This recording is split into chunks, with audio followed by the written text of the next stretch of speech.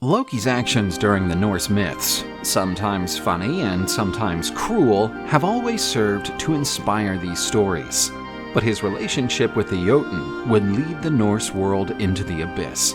And today, we will learn the story of Loki's terrible offspring. This video is brought to you by Magellan TV. With one of the most diverse catalogs on the internet, Magellan TV is the right streaming platform for you as a history buff. The Magellan TV catalog has over 3,000 documentaries from many different genres, such as history, science and technology, travel and adventure, true crime, art and culture, and much more. You will find numerous documentaries about wars, biographies, ancient and modern history, archaeology, and other topics. Dozens of hours of new content are added weekly, and you will never run out of new content to watch.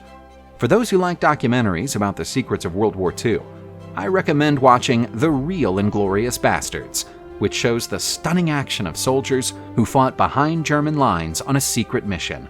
The Magellan TV app is very easy to use and works on any device. You can even cast from your phone to your TV. So check it out now. Click the link below to get a full month free. Loki, the god of mischief in Norse mythology, took part in many amusing adventures. But he also had an evil side, and from his seeds were born the creatures responsible for the ruin of the Aesir gods. He had a faithful wife named Sigyn. With her, he had two sons, Narvi and Vali. Another famous son of Loki was Sleipnir, Odin's glorious eight-legged horse, conceived in an exotic story, to say the least. The god of trickery also had a mistress, Angrboda, a beautiful Jotun who lived in Jotunheimr. With her, Loki gave birth to a dangerous offspring. One night, Odin, the ruler of Asgard, had a vision. In it, the god saw a great combat between the Asgardians and the forces of darkness. Loki's sons would play an important role in this conflict. His last vision was of the jaw of a huge wolf. Then his field of vision went completely dark.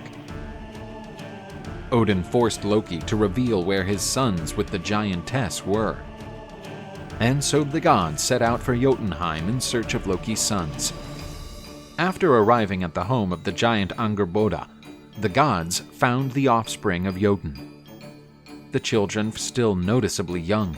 One of them was a serpent, the other was a wolf cub, and there was also a beautiful girl. When she turned her face away, the gods realized that the other side of her body was like a rotting corpse. This girl was called Hel, and she was a frightening figure. The gods took the children from Angrboda's arms and carried them to Asgard. The journey back to Asgard took some time, and Odin noticed that the snake seemed to have doubled in size. What was an ordinary snake was already the size of a python. Odin realized that the snake would not stop growing and would become extremely dangerous, so he threw the snake into the great sea that surrounds Midgard. As the years passed, the snake became so large that one day it found its own tail after circling the world. This offspring of Loki became known as Jormungandr. In Asgard, all the gods looked askance at Hel. Some were afraid of her.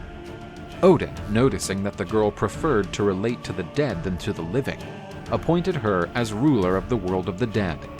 She came to reign over the souls of those who had died an unworthy death and did not reach Valhalla.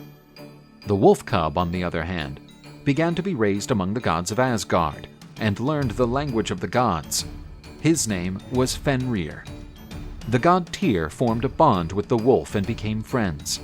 Like Jormungandr, the wolf kept growing. He quickly became larger than a bull, and before long was larger than any animal on Earth. Fenrir inherited some of the worst traits from Loki, his father. After discussing among themselves, the gods realized that something had to be done. A wolf with that size could be a threat to all the inhabitants of Asgard, and the gods decided to create a plan to neutralize the danger.